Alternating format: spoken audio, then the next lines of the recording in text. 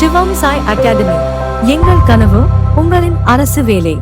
TNPSC தேர்வுகளுக்கு தயாராகி கொண்டிருக்கிற அனைத்து மாணவர்களுக்கும் வணக்கம். இந்த பதிவில் டிஎன்பிஎஸ்சி குரூப் 4 2026 தேர்வுக்கான ஏஜ் லிமிட் மற்றும் வேக்கன்சி அப்டேட் பற்றிய மிக தெளிவான தகவலை தான் பார்க்க போறோம். ஸோ டிஎன்பிஎஸ்சி குரூப் 4 எக்ஸாம் எழுதுறவங்க முதல்ல நீங்க இந்த தேர்வு எழுதுவதற்கு தகுதியானவர்களா என்பதை தெரிந்து கொள்வது ரொம்ப முக்கியம். ஸோ டிஎன்பிஎஸ்சி நோட்டிபிகேஷன்ல நமக்கு என்ன கொடுக்கறாங்க அப்படின்னா, ரெஃபரன்ஸ் டேட்டா 1/7/2026. இந்த டேட்டை ஏன் ரெஃபரன்ஸ் எடுத்துக்கிறாங்கன்னா, நம்முடைய பணி நடைமுறை சட்டம் என ஒன்று இருக்கிறது. அதை நீங்க கவர்மெண்ட் சர்வீஸ்க்குள்ள வந்த உடனே பணி நடைமுறை என்றே ஒரு தனியான ஒரு சப்ஜெக்டே இருக்கு, ஒரு நூலே இருக்கு. சட்டங்களை பற்றியும் விதிகளை பற்றியும் குறிப்பிட்டிருப்பாங்க.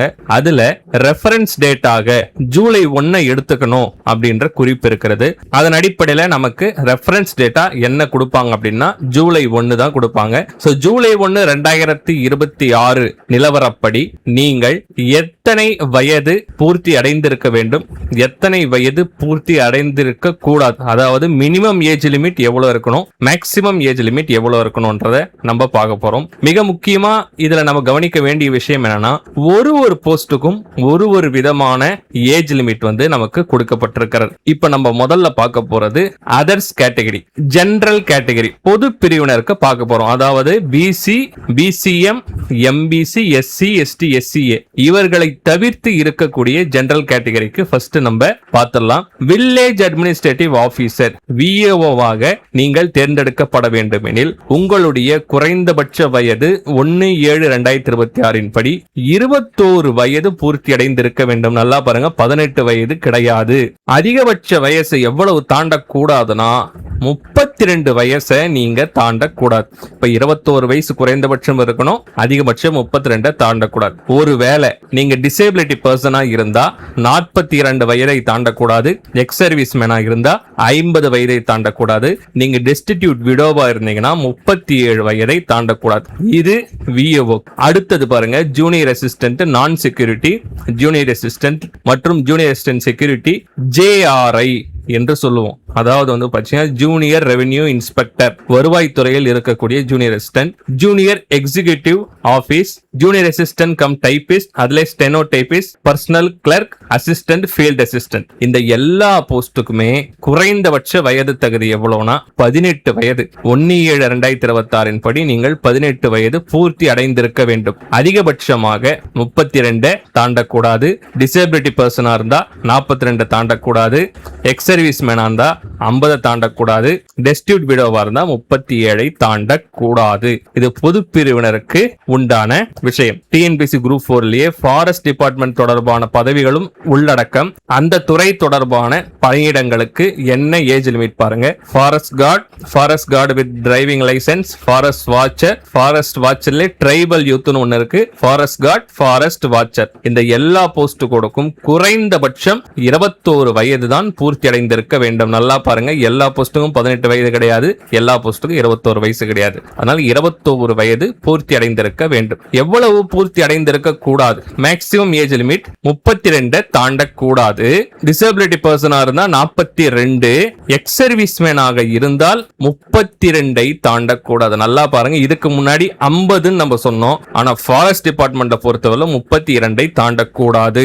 டெஸ்டிடியூட் விடோவாக இருந்தால் 37 தாண்டக்கூடாது. இது முழுக்க அதர்ஸ், அதாவது ஜெனரல் கேட்டகரியில் இருக்கக்கூடியவர்களுக்கு. தற்போது BC, BCM, MBC, SC, SCA, ST இவர்களுக்கு எவ்வளவு வயது தகுதி இருக்கணும் என்பதை இப்ப நம்ம பார்க்கலாம். வில்லேஜ் அட்மினிஸ்ட்ரேட்டிவ் ஆபீசருக்கு பாருங்க, அதாவது விஏஓக்கு 1/7/2026 படி குறைந்தபட்சம் நீங்கள் 21 வயது பூர்த்தி அடைந்திருக்க வேண்டும். அதிகபட்சம் எவ்வளவு தாண்டக்கூடாது என்றால், இந்த எல்லா பிரிவினருக்கும் சொல்றேன், இந்த எல்லா பிரிவினருக்கும் எவ்வளவு தாண்டி இருக்க கூடாதுன்னா 42 வயசு தாண்டி இருக்க கூடாது. ஒருவேளை நீங்க டிசேபிலிட்டி பர்சனா இருந்தீங்கன்னா 52 வயசு தாண்டக்கூடாது. எக்ஸ் சர்வீஸ் மேனா இருந்தா 55 வயசு தாண்டக்கூடாது. டெஸ்டிடியூட் விடோவா இருந்தா 42 வயசு தாண்டக்கூடாது. இது விஏஓ போஸ்டுக்கு மட்டும் 1/7/2026 நிலவரப்படி. ஒருவேளை நீங்க விஏஓ போஸ்ட் தவிர்த்து, ஃபாரஸ்ட் டிபார்ட்மெண்ட் தவிர்த்து மீதம் இருக்கக்கூடிய எல்லா பணியிடங்களுக்கும் typist, steno typist, junior revenue inspector, junior assistant security, non security, junior executive, இந்த எல்லா போஸ்டுக்கும் குறைந்தபட்சம் எல்லா பிரிவினருக்கும் 18 வயது 1/7/2026 படி பூர்த்தி அடைந்திருக்கணும். அதிகபட்சம் எவ்வளவு தாண்டக்கூடாது? ஒருவேளை நீங்க பிசி, பிசிஎம், எம்பிசியா இருந்தீங்கன்னா, பிசி, பிசிஎம், எம்பிசியா இருந்தீங்கன்னா உங்களுக்கு 34 வயசு தாண்டக்கூடாது. ஒருவேளை நீங்க எஸ்சி, எஸ்சிஏ, எஸ்டியா இருந்தீங்கன்னா உங்களுக்கு 37 வயசு தாண்டக்கூடாது. இந்த பிரிவிலேயே நீங்கள் டிசேபிலிட்டி பர்சனாக இருந்தால் 44 வயது தாண்டக்கூடாது. எஸ்சி, எஸ்சிஏ, எஸ்டியாக இருந்தால் 47 வயசு தாண்டக்கூடாது. எக்ஸ் சர்வீஸ் மேனா இருந்தா அனைவருக்கும் சேர்த்து 55 வயசு தாண்டக்கூடாது. டெஸ்டியூட் விடோவா இருந்தா எல்லா பிரிவினருக்கும் சேர்த்து 37 வயசு தாண்டக்கூடாது. இது ரொம்ப ரொம்ப முக்கியம். இதே வனத்துறைக்கு எடுத்துக்கிட்டீங்கன்னா 21 வயசு பூர்த்தி அடையணும். மேக்ஸிமம் ஏஜ் லிமிட் எவ்வளவு தாண்டக்கூடாதுன்னா 37 வயது தாண்டக்கூடாது. BC, MBC, BCM, SC, STA, SCA எல்லாருக்கும் சேர்த்து 37 வயசு தாண்டக்கூடாது. அதே போல நீங்க டிசேபிலிட்டி பர்சனா இருந்தாலும் 37 வயசு தாண்டக்கூடாது. எக்ஸ் சர்வீஸ் மேனா இருந்தாலும் 37 வயசு தாண்டக்கூடாது. டெஸ்டியூட் விடோவா இருந்தாலும் 37 வயசு தாண்டக்கூடாது. இதுதான் BC, MBC, BCM, SC, ST, SCA உட்பட அனைத்து பிரிவினருக்குமான குறைந்தபட்ச வயது தகுதி, அதிகபட்ச வயது தகுதி. இதுல மிகப்பெரிய தளர்வு ஒண்ணு இருக்கு. அதாவது நோ மேக்ஸிமம் ஏஜ் லிமிட் என்ற ஒரு வயது தளர்வு இருக்கிறது. குறைந்தபட்ச வயது தகுதி எல்லாருக்குமே பொது. நீங்க அதிகமா படிச்சிருந்தாலும் சரி, நீங்க 10th மட்டும் படிச்சிருந்தாலும் சரி, அதற்கு அடுத்தபடியாக ஹையர் குவாலிஃபிகேஷன் நீங்க பெற்றிருந்தாலும் மினிமம் ஏஜ் லிமிட் மாறாது. எல்லாருக்குமே சேம் தான். ஆனா மேக்ஸிமம் ஏஜ் லிமிட் யாருக்கு கிடையாதுன்னா, குரூப் 4 தேர்வு என்பது 10ஆம் வகுப்பு அடிப்படையிலான தேர்வு. 10ஆம் வகுப்பை தவிர்த்து மேற்படி நீங்கள் அண்டர் கிராஜுவேட் ஆகவோ, போஸ்ட் கிராஜுவேட் ஆகவோ, டாக்டரேட் ஆகவோ இருந்தால் உங்களுக்கு அதிகபட்ச வயது தகுதி இல்லை.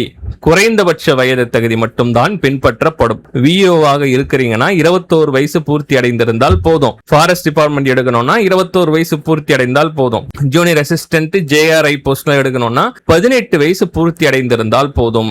60 வயசு தான் தாண்டக்கூடாது. ஏன்னா 60 என்பது ரிட்டையர்மெண்ட் ஏஜ். அந்த 60 வயசை தாண்டி இருக்க கூடாது. 18 வயசு பூர்த்தியாக இருக்க வேண்டும். இந்த இடைப்பட்ட வயதுல நீங்க எந்த வயதினராக இருந்தாலும் நீங்கள் குரூப் 4 தேர்வை எழுதலாம். இதே நீங்க ஃபாரஸ்ட் டிபார்ட்மெண்ட் பிஓவாக தேர்ந்தெடுக்கப்பட வேண்டும் எனில் 21 வயசிலிருந்து 60 வயதுக்குள் நீங்கள் இருக்கலாம்.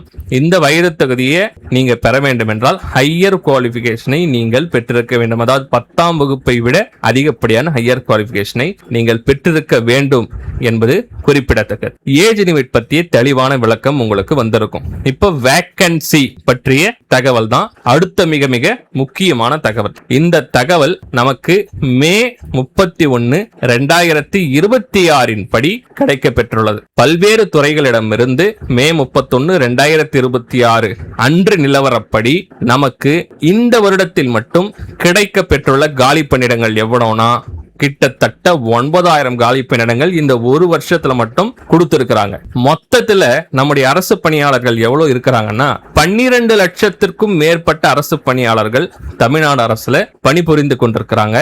இதுல 5 லட்சம் காலி பணியிடங்கள் இருக்கு. கிட்டத்தட்ட பர்சன்டேஜ்ல சொல்லணும்னா 41% அரசு பணியாளர்கள் பணியிடம் காலி பணியிடமாக இருக்கின்றது.